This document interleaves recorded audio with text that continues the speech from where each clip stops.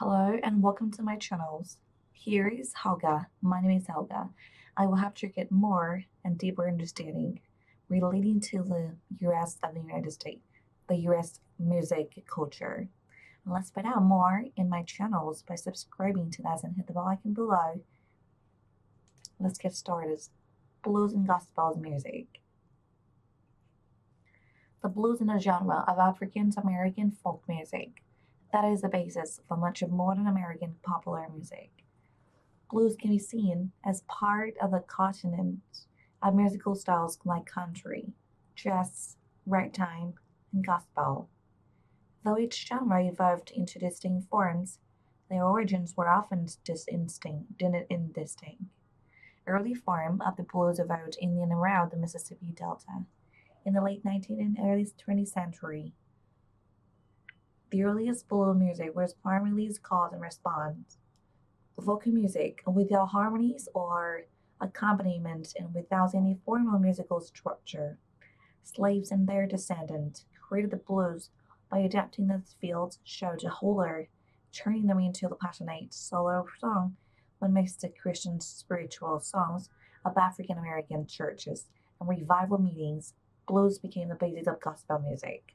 Modern gospel began in African American churches in the 1920s in the form of worshiper proclaiming their faith in an improvised musical manner, testifying.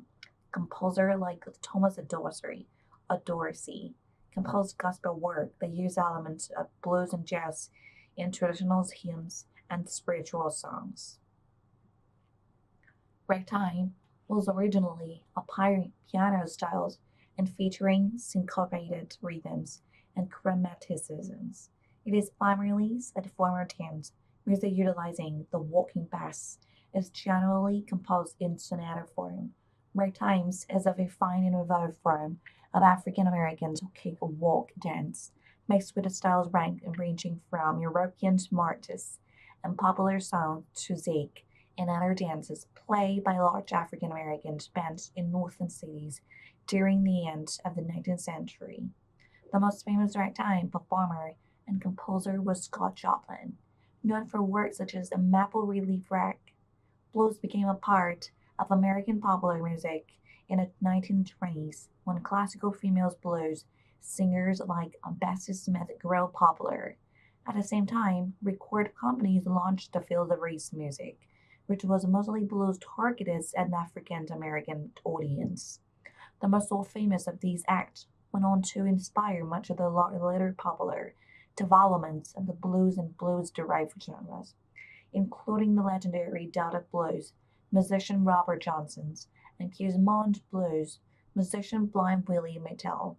By the end of 1940, however, pure blues was only a minor part of popular music, having been subsumed by offshoot-like rhythms and blues, and nascent rock and roll styles.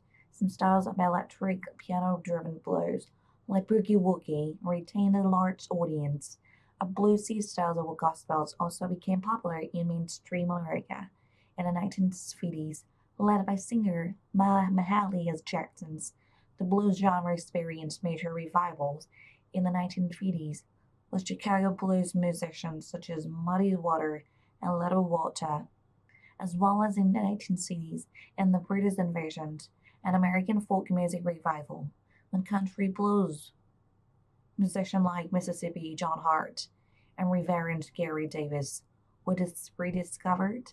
The seminal blues musicians of these periods had tremendous influence on rock musicians such as Joe Berry in the 1950s, as well as on the British blue and blue rock scenes of the 1950s and 1970s, including Eric Clapton's in Britain and Johnny Winter in Texas.